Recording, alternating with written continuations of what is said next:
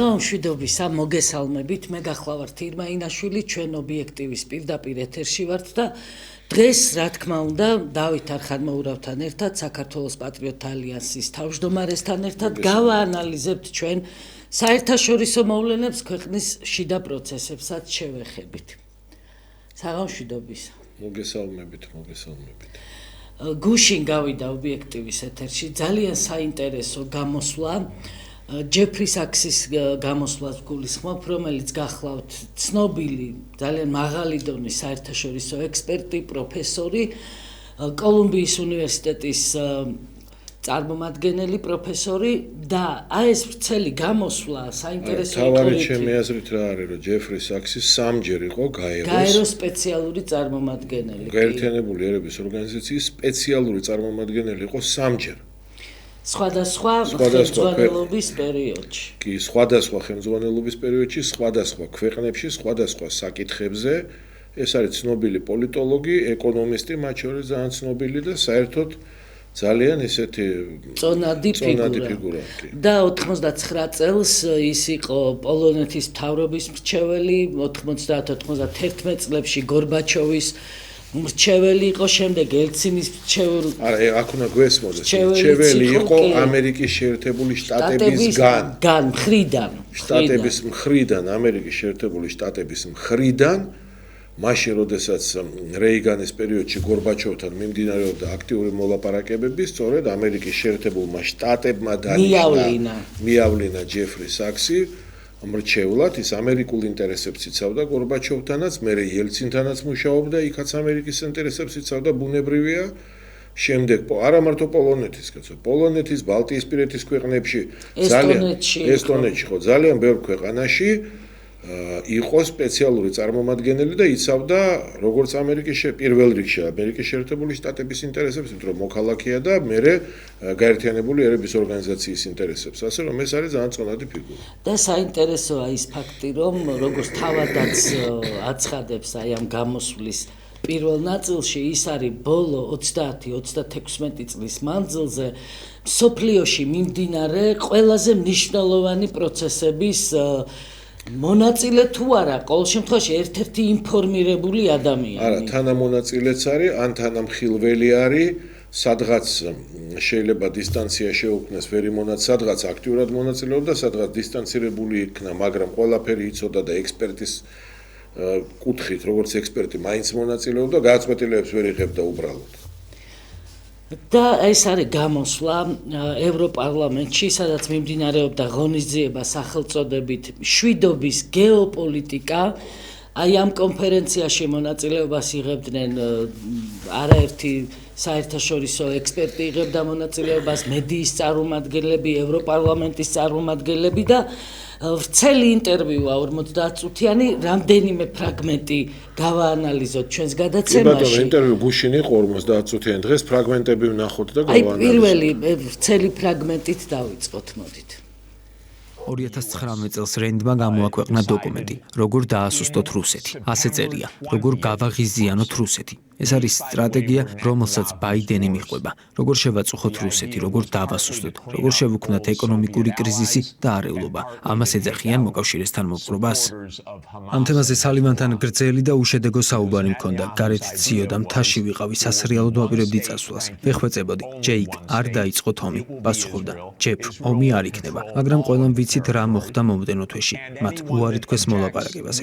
ნატოს ღია კარის პოლიტიკა ყველაზე სულელური იდეაა. ანუ ნატოს შეუძლია სადაც უნდა იქ შევიდეს, მეზობლებს კი არანაირი უფლება არ აქვთ რაიმე თქვან. თუ კანადამ ან მექსიკამ გადაწყვიტა ჩინეთს ან რუსეთს სამხედრო ბაზის აშენების უფლება მისცეს, როგორი რეაქცია ექნება ამერიკას? 10 წუთის განმავლობაში ომი დაიწყება. მაგრამ ევროპელი ლიდერები, თქვენი კომისია, თქვენი მაღალჩინოსნები ამას სერიოზულად იმეორებენ. ეს არ არის გეოპოლიტიკა, ეს უბრალოდ აზროვნების დეფიციტია. ომი დაიწყო. პუტინის მიზანი რა იყო? მიზანი იყო ზელენსკის იძულება მოლაპარაკებული იყო ნეიტრალიტეტზე. ამის მცდელობა ომის მე-7 დღეს იყო. დაივიწყეთ პროპაგანდა, რომ თითქოს რუსეთი უკრაინას მთლიანად დაიპყრობდა. საქმე მხოლოდ ერთ რამეს ეხებოდა, ნატო, ანუ აშშ არ უნდა მდგარიყო რუსეთის საზღვრებთან.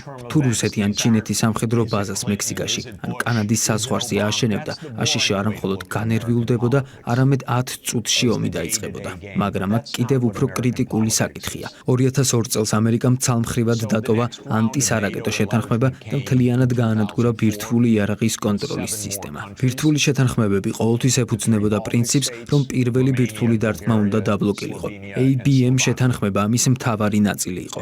მაგრამ ამერიკამ ის 2002 წელს გააუქმა და ამით რუსეთი საშინლად აღშფოთდა. 2010 წლიდან ამერიკის შეერთებულმა შტატებმა პოლონეთსა და რუმინეთში AEGIS-ის სარაკეტო სისტემები განათავსა, რაც რუსეთს ასევე არ მოეწონა. ხოლო 2021 წლის დეკემბერში და 2022 წლის იანვარში მოლაპარაკებების ერთ-ერთი მთავარი საკითხი იყო. აქვს თუ არა ამერიკას უკრაინაში სარაკეტო სისტემების განთავსების უფლება. ბლინკენმა ლავროვს 2022 წლის იანვარში ასე უპასუხა: ამერიკას აქვს უფლება განათავსოს სარაკეტო სისტემები, სადაც უნდა. არის ეს ის, რასაც მოკავშირე ჰქვია? ახლა კი ამერიკა საშუალო რადიუსის რაკეტების კვლავ განვითარებას აპირებს გერმანიაში. ამერიკამ 2019 წელს სამხრივად დატოვა INF შეთანხმება. დღეს არ არსებობს ბირთვული იარაღის კონტროლის არც ერთი სისტემა. ზელენსკიმ 7 დღეში განაცხადა: მოდით დავიწყოთ მოლაპარაკებები. მე ამ პროცესის დეტალები ზუსტად ვიცი, რადგან ყველა მხარესთან დეტალური კომუნიკაცია მქონდა. რამდენიმე კვირაში უკვე არსებობდა დოკუმენტი, რომელსაც პუტინმა დაუჭირა მხარი. ლავროვმა წარადგინა და თურქის შუამავლების მეშვეობით მოლაპარაკებები უნდა გამართულიყო. მე თავად ჩავფრინდი ანკარაში, რათა შუამავლობის საქმიანობა დეტალურად შემესწავლა. რა მოხდა? მიუხედავად იმისა, რომ შეთანხმება თითქმის მიღწეული იყო, უკრაინამ ცალმხრივად დატოვა მოლაპარაკებები. რატომ? იმიტომ, რომ შეერთებულმა შტატებმა უბრძანა ასე მოქცეულიყო. ბრიტანეთმა კი დამატებით თავისი როლი შეასრულა. ბორის ჯონსონი უკრაინაში 2022 წლის აპრილის დასაწყისში ჩავიდა და ზელენსკის სიტუაცია აუხსნა. თუ თქვენი უსაფრთხოება ბორის ჯონსონის ხელშია, ღმერთმა შეგინდოთ. გარკვეული დროის შემდეგ კი აღმოჩნდა, რომ კիր სტრამერი ბრიტანეთის შემდეგი პრემიერ-მინისტრი კიდევ უფრო უარესია. ეს წარმოუდგენლად ჩანს, მაგრამ სრული სიმართლეა. ბორის ჯონსონმა ღიად ახსენა, რას ეხებოდა ეს ყველაფერი. არა უკრაინას, არამედ დასავლეთის ჰეგემონიას.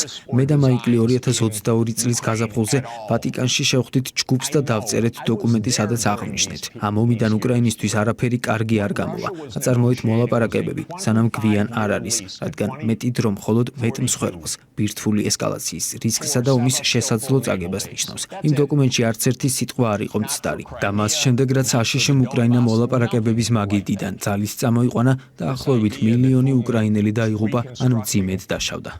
ამასობაში ამერიკელი სენატორები, რომლებიც წარმოუდგენლად ცინიკურები და კორუმპირებულები არიან, ამბობენ: ეს შესანიშნავი ინვესტიციაა, რადგან არც ერთი ამერიკელი არ იღუპება. ეს სუფთა პროქსი ომია. სენატორი ბლუმენტალი ხმამაღლა ამბობს ამას. მიტ რომნიც ხმამაღლა ამბობს ამას. ეს საუკეთესო ფულია, რაც ამერიკამ დახარჯა. არც ერთი ამერიკელი არ იღუპება. ეს დაუჯერებელია, თუმცა ეს პროექტი ჩაბარდა. იდეა თავიდანვე ასეთი იყო: რუსეთი ვერ გაუძლებს ზეწოლას. როგორც ბჟეზინსკიმ ჯერ კიდევ 1997 წელს თქვა, ამერიკელები დარწმუნებულნი იყვნენ, აცხადებდნენ: ჩვენ უპირატესობა გვაქვს და აუცილებლად გავიმარჯვებთ. მათ ეგონათ, რომ რუსეთის დაშინებას შეძლებდნენ, რომ ისინი რეალურად არ იბრძოლებდნენ, არ მობილიზდებოდნენ. მათ ეგონათ, რომ SWIFT-დან გათიშვა და ეკონომიკური სანქციები მათ გაანადგურებდა. მათ ეგონათ, რომ HIMARS-ები, ATACMS-ები და F-16-ები ომის ბედს გადაწყვეტდა. ამასობაში მე ამას 70 წელია ვისმენ. ხოლო ჩემი ქვეყნის მთავრობა ყოველდღე აბსურდს ლაპარაკობს. მე ვთხოვდი უკრაინელებს: გადაირჩინეთ თქვენი სიცოცხლე, თქვენი სუვერენიტეტი, თქვენი ტერიტორია. იყავით ნეიტრალურები, არ მოусმინოთ ამერიკელებს. მე გავუმეორე მათ ჰენრი კისინჯერის ცნობილი სიტყვები. იყო შეერთებული შტატების მტერი საშიშია, მაგრამ იყო მისი მეგობარი ფატალური. ევროპა, გაიგეთ, ამერიკის შეერთებული შტატების მტრობა საშიშია, მაგრამ მასთან მეგობრობა მომაკვდინებელი. მოკლედ საკმაოდ ვრცელი იყო, მაგრამ ისეთი ეპიზოდი იყო, რომ გაჭრა შეუძლებელი იყო. ერთი ამოსუნთქვითი თქვა, ძალიან მნიშვნელოვანი რამ ამ ფრაგმენტში. მე ვფიქრობ, რომ ჩვენ რასაც ვამბობთ წლებია და მარტო ჩვენ არა, რატო ბევრი ხალხი ამბობს ამას და მათ შორის ჩვენ აქ ახალი არაფერი არ არის. ყველამ, მე, შენ, ჩვენმა მაყურებელმა, ჩვენმა საზოგადოებამ, ნებისმიერმა ადამიანმა, ვისაც აქვს რაღაც პატარა განათლება, ცოდნა, ან აზროვნების უნარი, ინტელექტი, უნდა გააცნობიეროს მარტივი რამე. იმპერია ყოველთვის ცხოვრობს თავისი წესებით. ყველა იმპერია და მთავარი წესი ყველა იმპერიის არის ძალა. მე ვარ ძლიერი, ამიტომ მე ვარ ღონიერი და მე ვარ მართალი. ეს პრინციპი არ შეცვლილა კაცობრიობის ისტორიაში. მაშინ როცა აქადელთა იმპერია იყო, ან მაშინ როდესაც ეგვიპტის იმპერია იყო, ბაბილონის იმპერია იყო, იმ დროს, როდესაც სოლომონის დროს დაუშვათ ისრაელი იყო იმპერია, ან იმ დროს, როდესაც არსებობდა თურქეთის იმპერია, დიდი ბრიტანეთის იმპერია, რუსეთის იმპერია, ამერიკის შეერთებული შტატების იმპერია, საბჭოთა კავშირი, ყველა იმპერია, რომის იმპერია ძველი, ყველა იმპერიაში ყოველთვის იყო ერთი წესი. მე ვარ ღონიერი, ძლიერი და ამიტომ მე ვარ მართალი. და ეს წესი ამდენი 1000 წლეულების განმავლობაში არ შეცვლილა. ამერიკის შეერთებული შტატები დღეს ყველაზე ძლიერი სახელმწიფო და ზე სახელმწიფოა. ეხლა სიტყვა იმპერია აღარ არის მოდაში, ეხლა არის სიტყვები ზე სახელმწიფო. ამერიკის შეერთებული შტატები არის ზე სახელმწიფო. ყველაზე ძლიერი პლანეტაზე დღეს. მე სულ ვამბობ, ხშირად ვიმეორებ, ეხლაც გავმეორდები, რომ ეკონომიკური სიძლიერე განაპირობებს პოლიტიკურ სიძლიერეს. ამერიკის შეერთებული შტატები არის მსოფლიო ეკონომიკის 27.5%. მთელი მსოფლიო ეკონომიკის. ეს არის 28.5 ტრილიონი დოლარი. და მისი წვლილიც მსოფლიო ეკონომიკაში დაახლოებით 27.5-ია. წილიც მაგდენია და წვლილიც მაგდენია. ეს ჯერ კიდევ შარშანდელ მონაცემებს გეუბნები, წელს შეიძლება მეტი იყოს. და ეს არის ყველაზე ძლიერი სახელმწიფო. ამიტომ ამერიკის შეერთებული შტატები, როგორც ღონიერი, ამბობს, რომ არის მართალი და ყველა ტერიტორიაზე თავის წესებს ამკვიდრებს. ყველა იმპერია, რომის იმპერიას დაუბრუნდეთ 2000 წლის წინ, რომის იმპერიამ თითქმის მთელი მსოფლიო დაიპყრო და ყველა დაპყრობილ ქვეყანაში თავის წესებს ამკვიდრებდა. ანუ ყველა ქვეყანას იპყრობდა და აიძულებდა იმ წესებით ცხოვრებას. საქართველოს ისტორიის მაგალითზე დავინახოთ ეს. რომის იმპერიაც ფლობდა ერთი პერიოდი საქართველოს, ეხლა ჩვენ ამაზე ხშირად არ ვლაპარაკობთ, მაგრამ ეს ესე იყო, სპარსეთის იმპერიას, თურქეთის იმპერიას და ყოველთვის ყველა ეს იმპერია, რუსეთის იმპერიაც თავის წესებს ამკვიდრებდა საქართველოში. ასე ხდება ყოველთვის ყველგან. ეხლა ამერიკა ყველაზე ძლიერი იმპერია, ის ცდილობს მთელი მსოფლიო, სადაც კი შეძლებს, სადაც ხელი მიუწვდება ყველგან შევიდეს და თავის წესები დაამკვიდროს, მაგრამ დღეს ერთი რამე არის.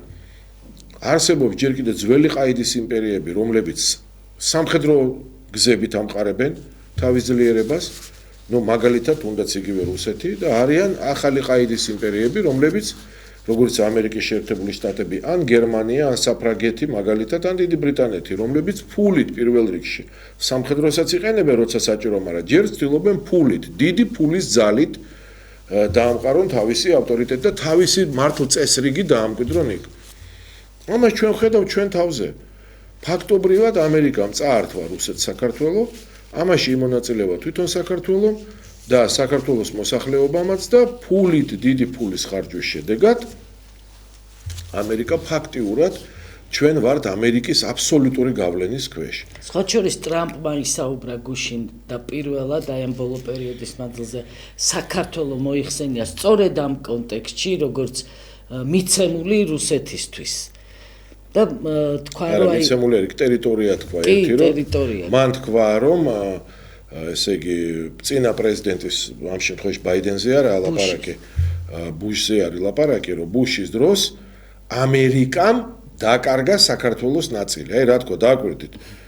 ტრამპმა თქვა რომ საქართველო იყო ამერიკული და საქართველოს ერთი ნაწილი ამ შემთხვევაში არის სოხუმზე და ცხინვალზე ლაპარაკი 2008 წელს დაიკარგა ამერიკამ დაკარგა და რუსეთმა შეიძინა ეს.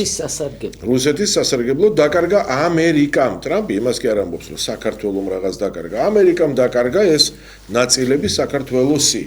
და ტრამპს უნდა სინამდვილეში იმის თქმა და იქ პირდაპირ ამას ამბობს, რომ ეს მოხდა ხელოვნურად ამერიკის არაგონივრული პოლიტიკის ხარჯზე, რომ პირდაპირ ამბობს ტრამპმა დაასახელა ერაყის ომზეც ილაპარაკა, სირიის ომზეც ილაპარაკა, ლიბიის ომზეც ილაპარაკა. ხა ჩვენ საქართველოს გვაინტერესებს საქართველოს და უკრაინაზეც ილაპარაკა და ტრამპმა პირდაპირ თქვა, რომ ის რაც მოხდა 2008 წელს საქართველოში, ეს იყო ამერიკის იმ წინა ხელისუფლების არასწორი, არაგონივრული პოლიტიკის შედეგი, როცა ისინი ცდილობდნენ საქართველოს გამოეყენებინათ და სხვა ყველა ტერიტორია, თქვათ, რუსეთის წინააღმდეგ და ამიტომ დაიკარგა ეს ტერიტორია.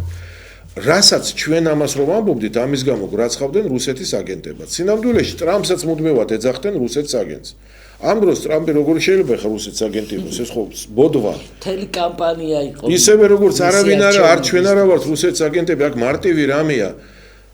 სოფლიოში არსებობენ აი ესეთი არ ვიცი რას უძახიან, ხან ლიბერალებს უძახიან თავის თავს ეს ხალხი, ხან ომი უნდათ ამ ხალხს, ხან ვინ არიან, ესენი არიან დაწყებული იგივე ბაიდენის ადმინისტრაცია, მანამდე მაკეინები და საქართველოში ესენი იყვნენ სააკაშვილები, ბოკერეები და ყველა მთელი ეს გუნდი და ეხლა აი ესენი ვინ შეუერთდა ამათ პარტიებს, მელიები და გვარამიები, რომლებიც სიმართლეს რო ამბობდი, სიმართლეს რო, აი მაგათ სიმართლე რა არის, რას ეუბნება ეხლა ტრამპი უკრაინას, რო ამაზე ცალკე კიდე ვილაპარაკებთ, რომ ვერ შეუძლებელია ხა რუსეთს საქართველოს ომს როგორ მოუგებს, ან უკრაინა როგორ მოუგებს ომს და რომ ამაში პირდაპირ მონაწილეობა არ ღირს, ამას თუ ამბობ და თუ ამბობ რომ რუსეთთან ტრამპი პირდაპირ ამბობს რომ ტკბილი სიტყვით უნდა ველაპარაკოთ რუსეთსო, მეო ეხლა ვაი ტრამპის სიტყვებია, ხო პუტინს დაურეკავ და რა ვეტყვი რომ შენო ცუდი კაცი ხარო, მაშინ მოლაპარაკება ხო ვერ შედგებაო. ესე იგი ტრამპი პირდაპირ ამბობს იმას, რასაც ჩვენ ვამბობთ წლებია. რომ დიპლომატია არის ტკბილი სიტყვა, რომ როცა ჩვენ პუტინს ველაპარაკებით თუ მას წერთ წერილს, ჩვენ წერთ ტკბილ სიტყვებს, რომ მოვიპოვოთ მშვიდობა და მივაღწიოთ ჩვენ მიზანს. ტალეირანი იყო გამოჩენილი სახელმწიფო მოღვაწე საფრანგეთისა, რომელმაც დიპლომატიით სუსტი საფრანგეთი აქცია ერთ-ერთ ძლიერ ქვეყანად, ეს ძალიან ცნობილი ამბებია. ამიტომ ტრამპიც იგივე ამბობს, რომ ტკბილი სიტყვით უნდა ხდებოდეს მიზნების მიღწევა.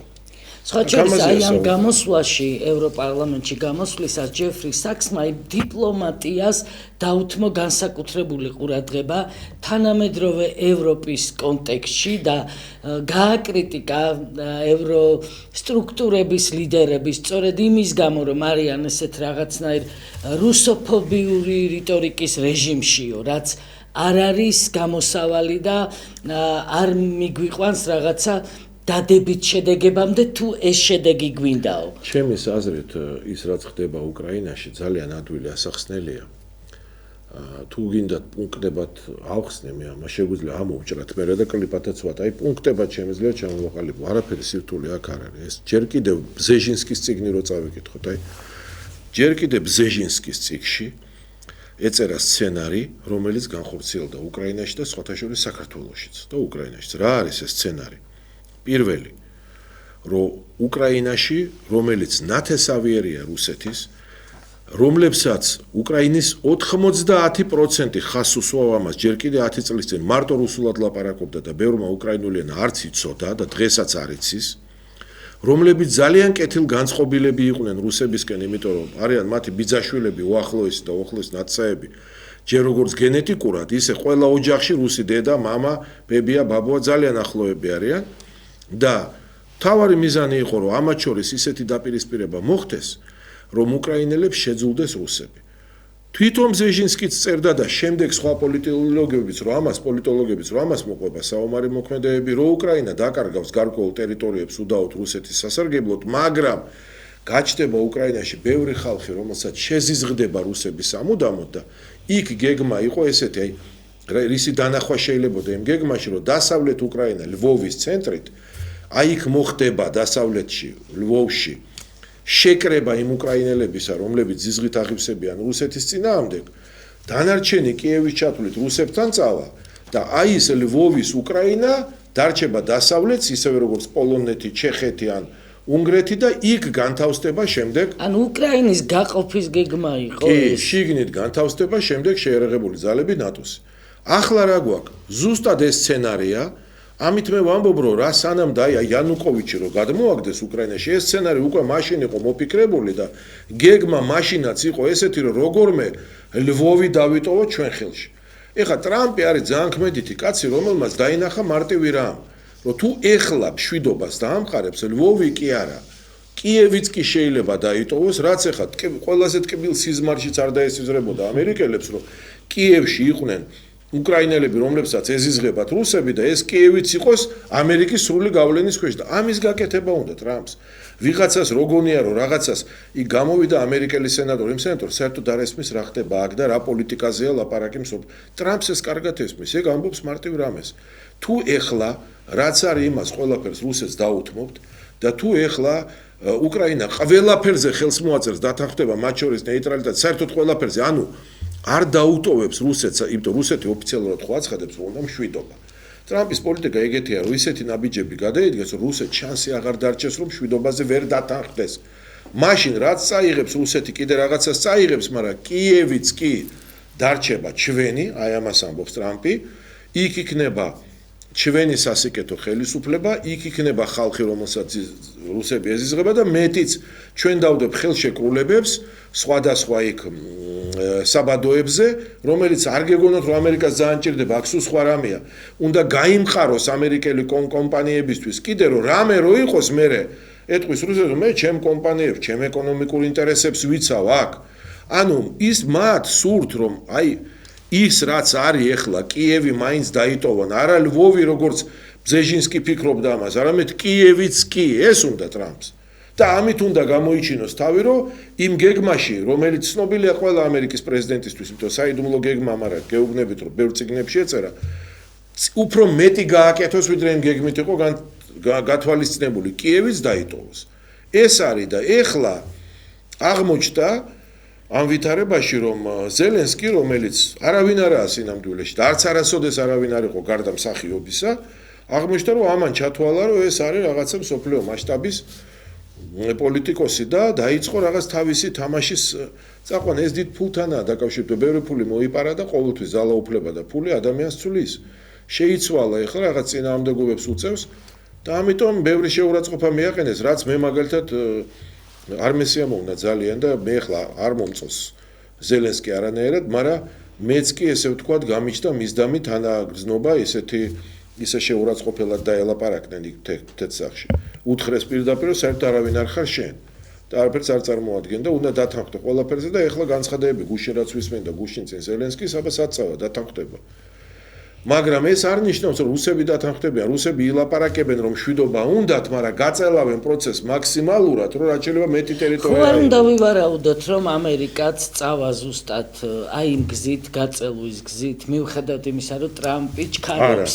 იმიტომ რომ დღეს მაგალითად გავრცელდა ინფორმაცია, რომ უწყვეტს სამხედრო დახმარებას უკრაინას. სინამდვილეში ეს კეთდება მხოლოდ ერთი მიზნით. რომ აიძულონ უკრაინის ხელისუფლება ყველაფერი დათმონ. სხვა არავითარი მიზანი ამას არ აქვს. ეგენი შეეცდებიან მაქსიმალურად, რომ კიევი დაიტოვონ, შეინარჩუნონ და რუსებს არ მისცენ. და ვფიქრობ, რომ დიდი შანსი აქვს, რომ ეს გააკეთონ. და ეს გაითვალეს, გაიგეთ. არაცერთ შემთხვევაში იმის ფიქრი არ შეიძლება, რომ ტრამპი ან სულელი, ან გიჟი, ან არ ესმის რაშვება, ან მის გუნდს არ ესმის. ეს არის აი უდიდესი შეცდომა. ამ ხალხს სწორედ ესმით რაშვებიან. მათ იციან ამერიკის ყველა გეგმა, რომელიც სპეცსამსახურების მიერაა შემუშავებული და ესენი ცდილობენ ამ გეგმაში თავის წვლილი შეიტანონ და უთხრან, რომ ჩვენ ვიზავთ ისე, რომ კიევის დაგვრჩება ჩვენ და ამას აკეთებენ. და არც ერთ შემთხვევაში შეეცდებიან, რომ ეს არ დათმონ და ამ დროს აღმოჩნდა, რომ არა მარტო ზელენსკი, სადღაც სხვადასხვა ლიბერალი პოლიტიკოსები არიან ხელშემშლელები. ანუ ტრამპს სინამდვილეში უწევს ბრძოლა ისევ ლიბერალურ პოლიტიკასთან ამ კუთხით, რომელსაც არ ესმის ეს სიტუაცია და არ უნდა იმის გაგება, რომ უკრაინას მალე კიევსაც აიღებენ რუსები, ანუ და ეგ მომი ვერანაირად ვერ მოხდება მოგებული. ამიტომ ჩქარობს ტრამპი, რომ რაც შეიძლება მეტი აიღოს. ეს ესმის რუსეთსაც და ის პირიქით შეეცდება, რომ გაწელოს ყველანაირად მოლაპარაკებები და ტრამპი შეეცდება ისეთი სიტუაცია შექმნას, რომ პუტინმა ვერ თქვას არა. აი შეუძლებელი გახდეს მისთვის არას თქმა. აი აქ ამაზეა ხა საუბარი. და აქ ყველა მხრიდან შეიძლება პროვოკაცია მოხდეს, ლიბერალების მხრიდანაც და რუსეთის მხრიდანაც და ყველა მხრიდანაც, მაგალითად სამხედრო ინდუსტრიის წარმომადგენლების მხრიდანაც, რომელსაც პირდაპირ ინტერესი აქვთ ამ ომში. პერიოდული ხა დაბომბვა ხდება იქ ატომური ელექტროსადგურის იმისი ზაპოროჟიესის, სულ რაღაცა პროვოკაციები ხდება და ეს შეიძლება მოხდეს. ის რაც მოხდა უკრაინაში, რასაც მე ვამბობდი კიდევ ერთხელ დაადასტურა, საქართველოს თემა საერთოდ განხილვის საკითხიც არ იქნება. ამერიკა თulis რომ საქართველოს მისია და ის არავის არაფერს არ და რუსეთთან ეს განხილვის თემაც არ იქნება. საერთოდ არ იქნება განხილვის. აი სანამ საქართველოზე გადმოვალთ და კიდევ აი ამ საერთაშორისო მოვლენების ჭრილში საქართველოს თემას გავაანალიზებთ, კიდევ ერთი აი ვიდეო მოვისმინოთ ისევ ჯეფრი საქსის გამოსვლიდან, სადაც ლაპარაკი არის ომის დასრულების თემაზე. აი შემდეგი ვიდეო არის ეს. თუ არის უნდა დაიწყოს პირდაპირი მოლაპარაკებები რუსეთთან, რადგან აშშ მალე დაკარგავს ინტერესს, ხოლო ევროპას რუსეთთან ცხოვრება კიდევ 10 წლეულების განმავლობაში მოუწევს. ამიტომ ევროპამ უნდა უზრუნველყოს, რომ ბალტიისპირეთის ქვეყნები უსაფრთხოდ იყვნენ. ბალტიისპირეთის ქვეყნებისთვის საუკეთესო გამოსავალია შეწყვიტონ რუსოფობია. ეს არის ყველაზე მნიშვნელოვანი. ესტონეთში მოსახლეობის 25% რუსულენოვანია. იგივე სიტუაციაა ლატვიაშიც. მეზობლის პროვოცირება არ არის საჭირო. ეს მარტივია. მე არ ვარ მათი მტერი, არც პუტინის მარიონეტი და არც მისი აპოლოგეტი. მე 1992 წელს ესტონეთში მათი ვალუტის სისტემის შექმნაზე ვიმუშავე. მათ ვაძლევ რჩევას. ნუ იტყვით, რომ გსურთ რუსეთის დაშლა. ეს სიგიშია. ამ გზით ვერ გადარჩებით. გადარჩენა ურთიერთპატივისცემით მიიღწევა. გადარჩენა მოლაპარაკებითა და ურთიერთგაგებით მიიღწევა. რუსული ენის აკრძალვა არ არის კარგი იდეა, როცა შენი მოსახლეობის 25% რუსულენოვანია. რუსული მართლმადიდებლური ეკლესიის დევნაც ცუდი იდეაა. უნდა მოიქცეთ ზრდასრულებივით. როდესაც ვამბობ, რომ ისინი ბავშვებივით იქცევიან, ჩემი მეუღლე პასუხობს, რომ ეს ბავშვებისთვის შეურაცხმყოფელია, რადგან ბავშვები უფრო ჭკვიანურად იქცევიან. ჩვენს შვილიშვილებს ვასწავლით, რომ მეგობრებთან შერიგდნენ და ისინი ამას აკეთებენ. ეს რთული არ არის. კიდევ ერთხელ, მთავარი დასკვნაა. შეცვალეთ პოლიტიკა. ეს არ არის პოლიტიკური განცხადება, ეს უბრალოდ ფაქტია. ახლა ბევრი მნიშვნელოვანი რამდევს მაგიდაზე და განხილვის საგანია, სწორედ ამიტომ ჯერა რომ ომი მალე დასრულდება. ეს იქნება სულ მცირე ერთი სიკეთე ამ ძალიან რთულ დროს. ზუსტად როგორი იქნება შეთანხმება, ვფიქრობ, ახლა ეს მხოლოდ ტერიტორიულ საკითხებზეა დამოკიდებული. მე არ ვარ მოლაპარაკებების ოთახში, ამიტომ ამაზე მეტს ვერაფერს ვიტყვი, მაგრამ მთავარია ის, რომ იქნება ტერიტორიული დათმობები, ნეიტრალიტეტი, უკრაინის უსაფრთხოების გარანტიები ყველა მხარისთვის, აშშ-ის მხრიდან კი ეკონომიკური სანქციების დასრულება. მაგრამ ყველაზე მნიშვნელოვანი ევროპა და რუსეთია. ვფიქრობ, შესაძლოა ბირთვული იარაღის შესახებ მოლაპარაკებების აღდგენაც მოხდეს, რაც არაჩვეულებრივად დადებითი მოვლენა იქნებოდა. ევროპის წინაშე მართლაც მნიშვნელოვანი საკითხებია, რომლებიც მან რუსეთთან პირდაპირ უნდა მოაგვაროს. ამიტომ მოვუწოდე პრეზიდენტ კოსტას და ევროპის ლიდერებს დაიწყონ პირდაპირი მოლაპარაკებები პრეზიდენტ პუტინთან, რადგან ევროპული უსაფრთხოება სასწორზე დგას.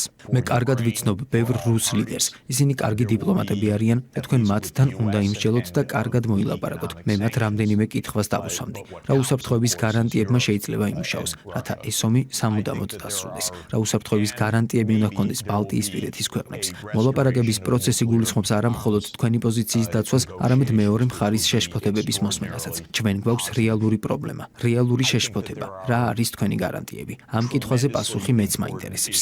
მე 30 წელია ვიცნობ ბატონ ლავროვს, რუსეთის საგარეო საქმეთა მინისტრს. ის ბრწყინვალე დიპლომატია. ესაუბრეთ მას, მოილაპარაკეთ მასთან. წამოაყენეთ იდეები, შეამოწმეთ მათი პოზიციები. ომები არ წყდება მხოლოდ ლოგიკით, არამედ მოლაპარაკებებითა და რეალური საკითხების გააზრებით და როდესაც მეორე მხარე გამოხატავს თავის შეხედულებებს, მათ ავტომატურად არ უნდა დავარქვათ ტყუილი. უნდა გავაანალიზოთ, რას ნიშნავს ეს ორმხრივი მშვიდობისთვის.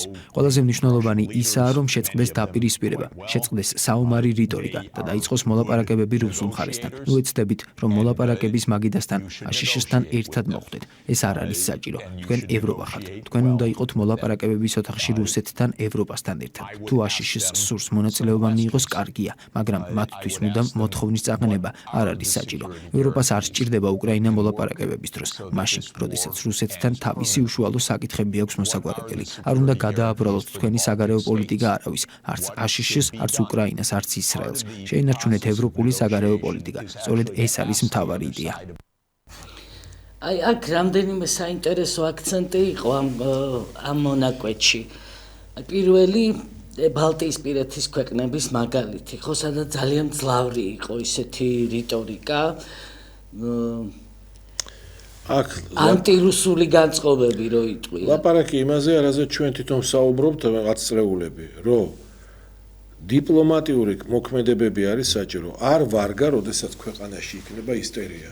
არ ვარგა, როდესაც რაც საქართველოში ხდება, გადაჭარბებულად.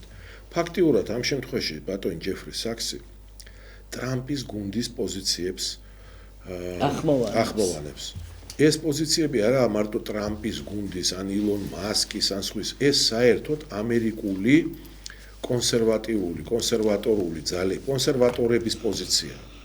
არა ნეოკონსერვატორების, როგორც იყო ბუში, თუმცა ისინიც კი, ნეოკონსერვატორებიც კი, როგორც ეს კონსერვატორები, საუბრობდნენ იმაზე, რომ ისტერია არაა საჭირო. აი, ლიბერალური პოზიცია იყო, რომ მთელი მსოფლიო უნდა ლაპარაკობდეს, რა ბოროტებაა რუსეთი, რა უბედურებაა რუსეთი და კონსერვატორების პოზიცია იყო, რომ არ ღირს ამაზე საუბარი. იმიტომ რომ თუ ჩვენ მიუდგებით იმპერიული კუთხით, ყველა იმპერია ბოროტება იყო ყოველთვის. ყველა იმპერია ერთნაირი ბოროტება ჩვენ შეიძლება ახლა ამის მოსმენა არ შემოვნებს ძალიან ბევრს და ბევრი უბრალოდ ბრიხვია და ვერ იგებს, მაგრამ არაფრით არ ჯობია რუსეთს ამერიკა და ამერიკას რუსეთი. ორივე ერთნაირი იმპერია და არც ერთი არა ჩვენთვის უკეთესი ერთი მეორეზე. და ორივე ბევრ ბოროტებას შეიცავს და რაღაცა სიკეთე ორივეს ექნება. და იმის ლაპარაკი რომ არაფერი სიკეთე არც ერთს არა აქვს, ეხა ეს სისულელეა, იმიტომ რომ ის ვინც დღეს ლაპარაკობს გასაგებია რომ ხალხი გაბრაზებულია რუსეთზე და რატოა გაბრაზებული? რუსეთთან ჩვენ გვაქვს მხოლოდ ორი კონფლიქტური წერტილი, ეს არის სოხუმი ცხინველი. სხვა არავითარი კონფლიქტები არ აქვს ჩვენ რუსეთთან. აბსოლუტურად. ახლა იცი რა არის? აი ამის თქმა, ეხა რასაც ვიტყვი, არის უკვე აგენტობად ბრალდების საფუძველი და ეს არის სისულელე. გაიგეთ თქვენ რომ ერეკლე მეორესო, ეხლა გამოდიან ბერძენიშვილები ლანძღავეთ ერეკლე მეორეს. საქართველოში მე რამდენად ვამბობ ამას, აი კიდე პუნქტებად ვიტყვი. პუნქტი პირველი. ერეკლე მეორეს პერიოდში სრულიად საქართველოში ცხოვრობდა 780,000 კაცი.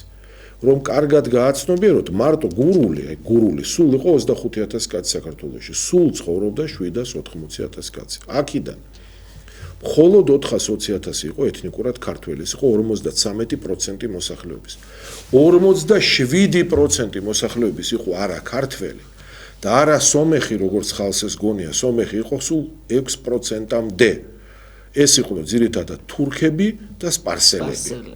თურქული მოდგმის და სპარსული მოდგმის ხალხები. გესმით?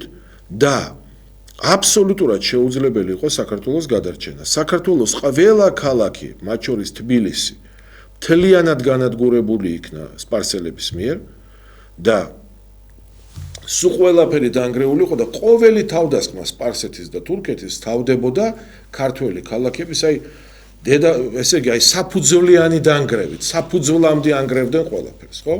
ეს ჩვენ ვიცით, აქ არაფერი სიახლე არ არის.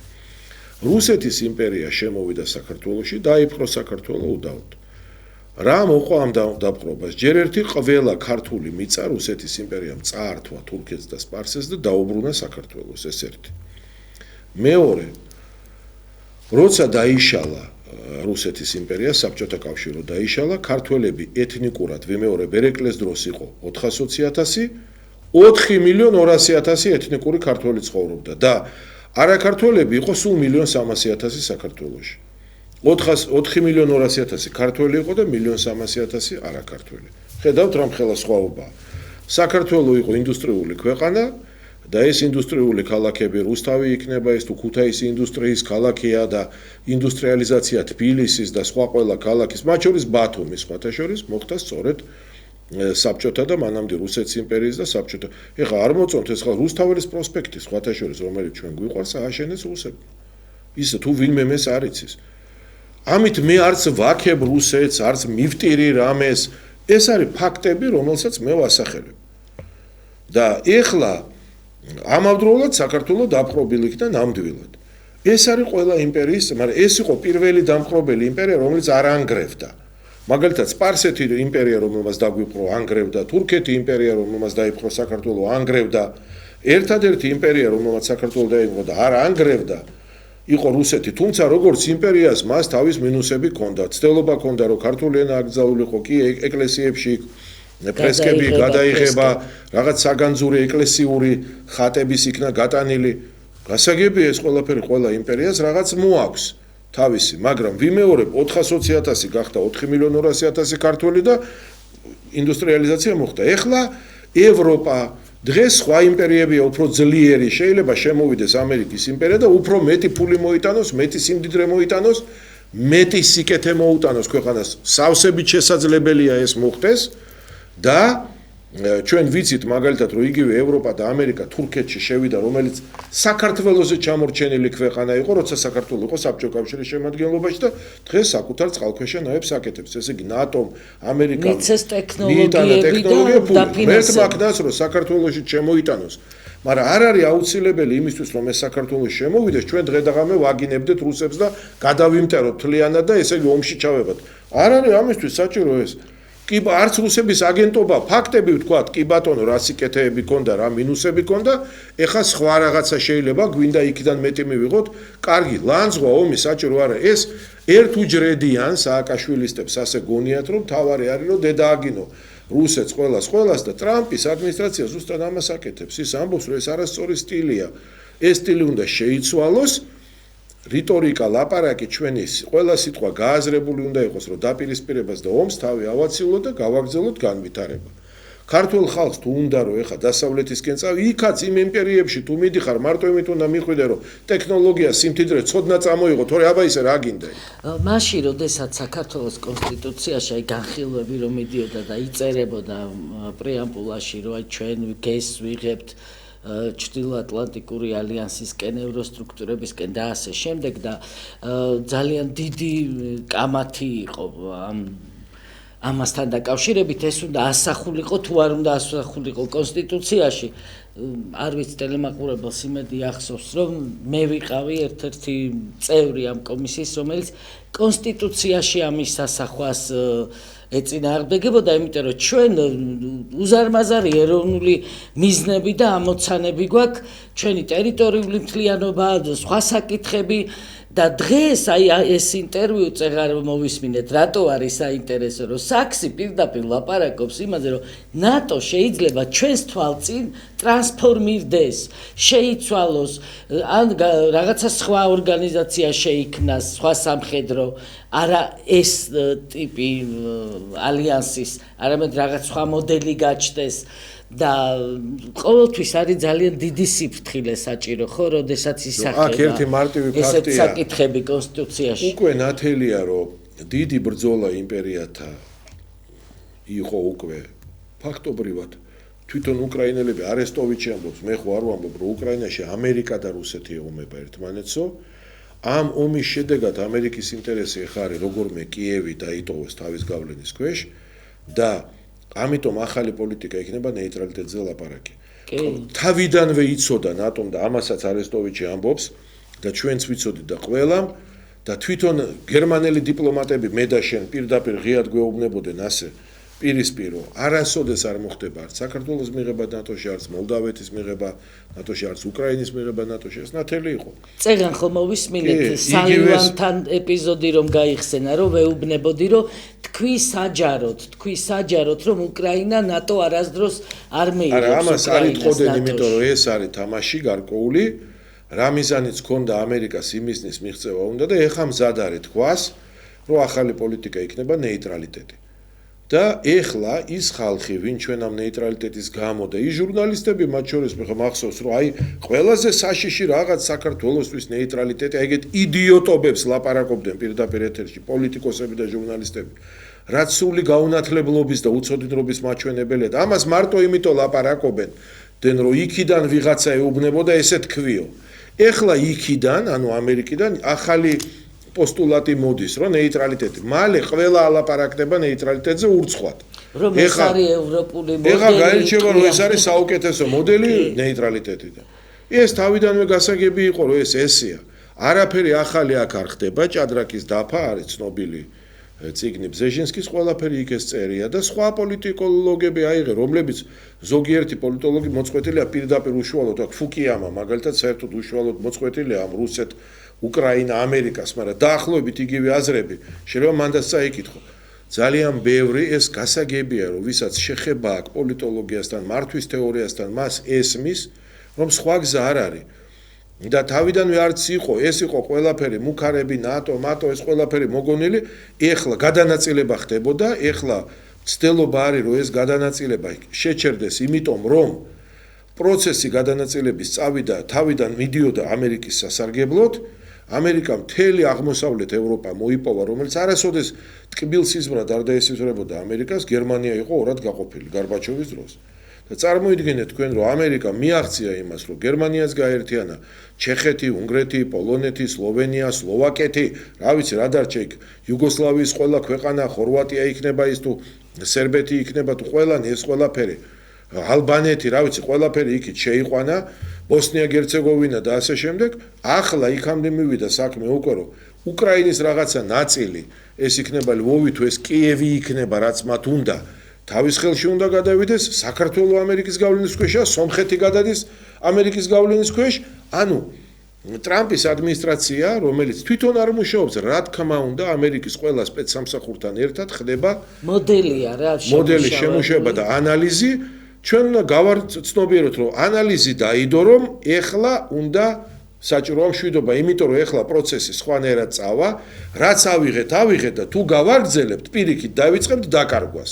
აი ეს არის, ანუ მარტივად ხსნი ამერიკის ანალიტიკურმა სამსახურებმა და ახალმა ადმინისტრაციამ ერთად მე ვფიქრობ ეს ბაიდენის ადმინისტრაციამაც იცოდა, მაგრამ ამას წინააღმდეგობას უწევდა. ამერიკის ანალიტიკური სამსახურების დასკვნა არის ის, რომ ეხლა პროცესები შეიძლება ანუმართავად წავიდეს ამას უკვე შედეგი შეიძლება მოყვეს ის რაც მოიპოვა ამერიკამ ახალი ეს ყველაფერი შეიძლება დაკარგულ იქნას ამიტომ საჭიროა სასწრაფოდ მშვიდობით ამის დასრულება რომ ის რაც არის ის დავაფიქსიროთ და ხელში დავამაგროთ კარგად და ტრამპს უნდა აქ ერთი ნაბიჯი წინ წასვლა მას უნდა კიევის დამაგრებაც მაშინ როდესაც ტრამპი ოფიციალურად გახდა ამერიკის შეერთებული შტატების პრეზიდენტი ჩვენ ვამბობდით რომ ამერიკა რუსეთის მოლაპარაკებების მაგიდაზე იქნება უკრაინის საკითხი მაგრამ არ იდება საქართველოს საკითხი და ეს ასეც მოხდა ხო ეს რაუნდები რაც ვიხილეთ ჩვენ იქ საქართველოს საერთოდ არ დომინირებს არც ერთ შემთხვევაში რა იქნება წინ რას უნდა ველოდეთ ჩვენ და საქართველოს გამოჩენას როდის უნდა ველოდეთ? არც როდის. ჩვენ უნდა გავაცნობიეროთ მარტივი რამე. უკრაინის საკითხი იქნება გადაწყვეტილი შემდეგნაირად. უკრაინას აიძულებენ ყველაფერს და თმობაზე წავიდეს, რომ იყოს მშვიდობა. და მე ვამბობ, რომ პირიქით პროცესი წავა, რუსეთი ილაპარაკებს, რომ უნდა მშვიდობა, მაგრამ მაქსიმალურად შეეცდება ყველაფერი გაწელოს, რომ არ მოხდეს ეს, რომ მეტი ტერიტორიები აიღოს და კიევი არ დაკარგოს. უკრაინას აიძულებენ, მაგრამ თუ ზელენსკი ლიბერალებთან ერთად რაღაცა თავის თამაშიც ამაშებს, შეიძლება პროცესი გართულდეს. მეტიც შესაძლოა პროვოკაციები მოხდეს ყველა მხრიდან. სამხედროებმა, იმიტომ რომ ძალიან ძლიერია მთელი ეს სამხედრო საწარმოო კომპლექსი ამერიკის შეერთებული შტატების და ევროპის და მათ შეიძლება შეეცადონ სხვა ლიბერალური ძალები, რუსული, ამერიკული, ევროპული, სხვადასხვა მაგალითად ვიძახი აი ვთქვათ რომ აფეთქდეს დაუშვათ ზაპოროჟიეც ატომური სადგური რაღაც ეგეთი მოხდეს რაც პირიქით ყველაფერს აურდაურებს და გაამწვავებს მაგრამ მცდელობა იქნება იმისი რაც ჩვენ ვიხილეთ რომ ზელენსკიმ ყველაფერზე თანხმობა განაცხადოს და პუტინს არ დაუტოვონ გზა რომ რამეზე თქვას უარი და მშვიდობა ჩამოყალიბდეს და კიევი დარჩეს და კიევის ნაწილი უკრაინის ის ნაწილი დარჩეს ამერიკის სრული გავლენის ქვეშ საქართველოს დარჩება ამერიკის გავლენის ქვეშ აქ არაფერი არ შეიცვლება. ეხლა შიდა პოლიტიკას რაც სომხეთი იქნება თემა, სომხეთი პრაქტიკულად ამერიკულია დღეს, მაგრამ რუსული ჯარები იქ არის და რუსები ჯარს არ გაიყვანენ და შეიძლება ეს სქემა შენარჩუნდეს, რომ ხელისუფლება იქნება ამერიკული და სამხედროები იქნება რუსული. და ბოლოს თუ ეს ხელისუფლება ვერ გააცნობიერებს პროცესებს და არ შექმნის იმ ფორმატს, რაზეც ჩვენ ვლაპარაკობთ, სადაც ჩვენს ეს ხელისუფლებას და სხვაებიც შევძლებთ მშვიდობისათვის მუშაობას და საზოგადოებაში კონსენსუსი რო ჩამოვაყალიბოთ ჩვენსაში, შევთანხმდეთ რაღაცაზე, რაც ყველა შეგვარიგებს და ისეთი რაღაც გავაკეთოთ, მაშინ საქართველოში წავა პროცესები, მორიგი რევოლუცია იქნება, რასაც შეეწირება ეს ხელისუფლება და ეს ყველა ჩვენთაგანისთვის ტრაგედია იქნება და ამიტომ ხელისუფლებას კიდევ ერთხელ ვეუბნები, რომ დროზე უნდა დავიწყოთ ქმედებები, რომ რაღაცნაირად ერთიანი ძალებით მშვიდობას და რაღაცა შეთანხმებას ისეც მივახციოთ ყველასთვის მისაღებს. ძალიან დიდი მადლობა ბატონ დავით ჩვენს გადაცემაში სტუმრობისთვის. მე მგონი საინტერესო იყო ეს დღევანდელი გადაცემა, ესეთი ანალიზი, ფართო ანალიზი, ჩვენს ტელემაყურებელს დავემშვიდობები და ობიექტივი რა თქმა უნდა განაგრძობს პირდაპირ ეთერში მაუწყებლობას. დიდი მადლობა ნახვამდის.